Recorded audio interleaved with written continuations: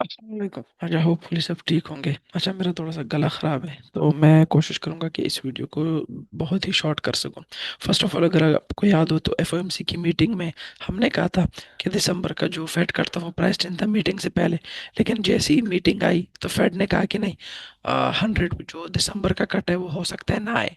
तो इस वजह से देखिए, यहाँ पे हमने कहा क्या कहा है कि negative for stocks, negative for crypto and negative for gold. तो उसके बेस पे अगर हम देख ले तो जो स्टॉक मार्केट है वो भी गिर रहा है।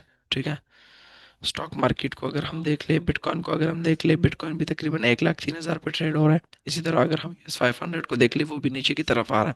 तो ये सिंपली एक रीज़न तो ये है कि जो एफओएमसी है इसकी फिलहाल 100% वो नहीं है कि दिसंबर में कट आएगा। हाँ, डाटा देखेंगे, डाटा के हिसाब से वो, अगर वो डाटा बहुत ज़्यादा ख़राब आता है कट आएगा, और अगर डाटा ख़राब नहीं आता तो फिर कट नहीं आएगा। एक रीज़न ये है। दूसरा, जो ये है ना, ये बहुत ज़्यादा एक बहुत बड़ा बबल है। ठीक है, जैसे 1999 में और 2000 में ये जो डॉट कॉम बबल आया था, डॉट कॉम का मतलब है कि इंटरनेट आया था, डॉट कॉम, अमेजोन आया था, कि उस टाइम पे लोग हंस रहे थे कि भाई अब ऐसी भी कोई चीज़ हो सकती है कि हम खरीद भी लें और घर भी पहुंच जाए, हमें जाना भी ना पड़े, चेक भी ना करना पड़े, उसकी क्रेडिबिलिटी भी ठीक होगी, सारी चीज़ें ठीक होगी, और घर भी वो पहुंच जाए। ठीक है, तो उस बेस पे डॉट कॉम, ये इंटरनेट का बहुत ज़्यादा नया दौर था, तो उस पर डॉट कॉम बबल है, तो उसकी वजह से मार्केट बहुत ज़्यादा नीचे आया था।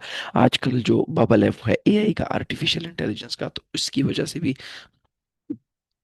बहुत ज्यादा जो बबल है वो बना हुआ है। तो उसके बेस पे भी इन्वेस्टर्स जो है वो बिल्कुल बिल्कुल एक अ, एहतियात कर रहे हैं कि ये जो एआई बबल है ना, जिस तरह डॉट कॉम बबल बर्स्ट हो गया था और मार्केट बहुत ज्यादा नीचे आया था, तो इसी तरह एआई का भी एक बबल हो सकता है, और उसी वजह से जो स्टॉक मार्केट है वो नीचे की तरफ आ रही है, क्योंकि हर एक कंपनी, हर एक दूसरी कंपनी वो अपनी वैल्यूएशन में, अपने स्टेटमेंट में कह रही है कि एआई से हमें इतना फायदा होगा, इतना फायदा होगा, इतना फायदा होगा, जिसकी वजह से उनके जो पैसे हैं वो बढ़ते जाते हैं, और वो अब शो कराते हैं कि हम इससे ज्यादा पैसा कमाएंगे। अब कमाते हैं नहीं कमाते वो तो डिपेंड करता है, लेकिन वो शो करते हैं कि हम इससे बहुत ज्यादा कमाएंगे। बट ओवरऑल मैं इसको देख रहा हूँ, जो बिटकॉइन और ये सारी चीजें, इसको मैं डिप समझ रहा हूँ। ठीक है, मैं ऐसा बिल्कुल भी नहीं हूँ कि ये एक, मुझे नहीं लग रहा कि ये एक लॉन्ग टर्म बबल हो सकता है। हाँ, अगर तो एनएफपी खराब आती है, गवर्नमेंट शटडाउन खत्म होता है और एनएफपी बहुत ज्यादा खराब आती है, तो फिर मार्केट नीचे की तरफ आ सकता है, या एनएफपी बहुत ज्यादा बेस्ट आती है तब भी क्रिप्टो मार्केट नीचे की तरफ आ सकता है। लेकिन अगर एनएफपी एज एक्सपेक्टेड आ जाती है तो फिर वो बेस्ट होगा, स्टॉक मार्केट के लिए भी बेस्ट होगा, क्रिप्टो के लिए भी। क्योंकि देखिए, अगर एनएफपी बहुत ज्यादा बेस्ट आ गया तो क्रिप्टो मार्केट नीचे आएगा। क्यों? क्योंकि कट नहीं आएंगे, लेकिन कट तो नहीं आएंगे बट ओवरऑल इकोनॉमी तो टिक जा रही है, तो मजीद क्रिप्टो मार्केट ऊपर चला, पहले डाउन आएगा फिर ऊपर की तरफ चलना शुरू हो जाएगा। क्यों? क्योंकि कट तो नहीं आने वाले, लेकिन इकोनॉमी बिल्कुल बेस्ट है। और अगर बहुत ज्यादा खराब आ गया, बहुत ज्यादा खराब होने की वजह से क्रिप्टो मार्केट ऊपर जाएगा। ठीक है, थोड़ा बहुत शॉर्ट टर्म, क्योंकि एनएफपी खराब है जिसकी वजह से कट आएंगे, लेकिन फिर वो रियलाइज करना शुरू हो जाएगा कि जॉब मार्केट बहुत ज्यादा खराब है, तो वापस नीचे आना शुरू हो जाएगा। तो फिलहाल डेटा के लिए भी वेट है, एनएफपी के लिए, सीपीआई के लिए। अभी गवर्नमेंट शटडाउन के कोई 34 डे चल रहा है, 34वां दिन चल रहा है। अभी तक गवर्नमेंट जो है वो रीओपन नहीं हुई। जैसे ही रीओपन हो जाती है और डाटा आ जाते हैं तो उस पर मजीद हमें अपडेट जो है वो मिलेंगी। ओवरऑल एनवीडिया की अर्निंग भी आने वाली है, वो है 19 नवंबर को।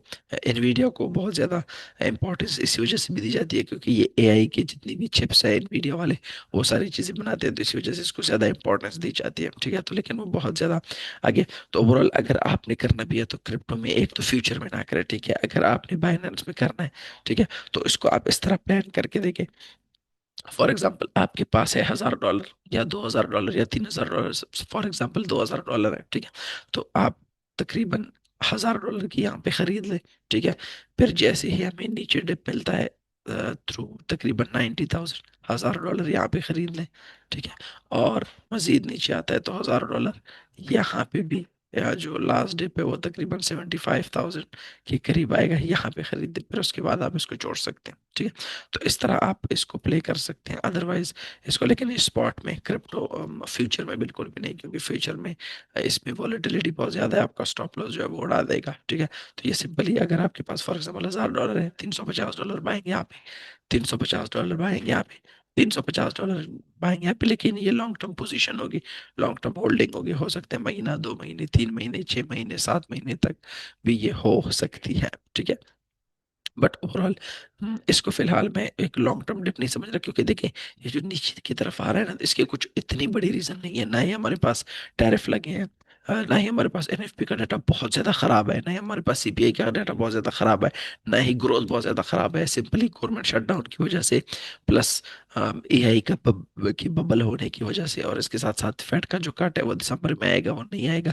उसके बेस पे। लेकिन ओवरऑल इसको मैं फिलहाल एक डिप ही समझ रहा हूँ, लॉन्ग टर्म ये मैं नहीं समझ रहा कि इसको मार्केट ने जो है वो इसको सस्टेन होते रहना है या मार्केट ने नीचे जाना है। या इसको आप इस तरह भी प्ले कर सकते हैं कि फॉर एग्जांपल दो दो में डिवाइड कर सकते हैं, ठीक है, एक यहाँ पे तकरीबन 1 लाख के करीब यहाँ पे आप खरीद लें, ठीक है, और दूसरा जो है वो यहाँ पे 80,000 के करीब खरीद ले, सिर्फ, और आपके पास $1,000 है, तो $500 आप 1 लाख के करीब और $500 आप 80,000 के करीब, इसको आप इस तरह प्ले कर सकते हैं।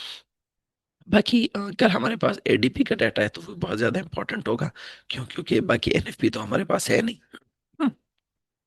तो जब एनएफपी नहीं है तो इसका मतलब है ADP, non farm employment change, और आईएसएम सर्विसेज पीएमआई को बहुत ज्यादा इंपॉर्टेंस दी जाएगी। अगर ये डाटा बहुत ज्यादा खराब आ गया तो शॉर्ट टर्म में क्रिप्टो ऊपर जाएगा, लेकिन फिर मजीद नीचे की तरफ आना शुरू हो जाएगा। और अगर ये डाटा बहुत ज्यादा बेस्ट आ गया, फॉर एग्जाम्पल 31,000 एक्सपेक्टेड है, 1,30,000 आ गया, ठीक है, तो फिर बिटकॉइन शॉर्ट टर्म में नीचे आएगा, लेकिन लॉन्ग टर्म में सीधा ऊपर चलना शुरू हो जाएगा, क्योंकि जॉब डाटा जो है वो खराब नहीं हो रहा, इकोनॉमी बहुत ज्यादा खराब नहीं हो रही। ठीक, इसी तरह same goes for stock market and crypto market. इसी तरह अगर हम गोल्ड को देख ले, तो गोल्ड भी तकरीबन एक जगह पे फंसा हुआ है, क्योंकि एनएफपी का डाटा और वो सारी चीज़ बहुत ज़्यादा लेट हो रही है, तो इसकी वजह से मार्केट जो है वो डायरेक्शन लेस है। जैसे जैसे एनएफपी आता है वो मार्केट में जो डायरेक्शन है वो क्लियर हो जाएगी। बट ओवरऑल फिलहाल कोई, हाँ, डॉलर इंडेक्स पॉजिटिव जा रहा है, वो मैंने आपको पिछली वीडियो में भी कहा था कि फंडामेंटली इट्स स्ट्रॉन्ग, क्यों, क्योंकि दिसंबर का जो काट है वो फिलहाल कंफर्म नहीं है। बाकी ज़रूरी नहीं है कि आप हर वक्त जो है वो ट्रेड करें, ठीक है, कैपिटल आप अपने पास रहने दें, चांस आएगा, अपॉर्चुनिटी आपके पास आएगी। बाकी फिलहाल जो अपॉर्चुनिटी थी वो मैंने आपके साथ डिस्कस कर ली।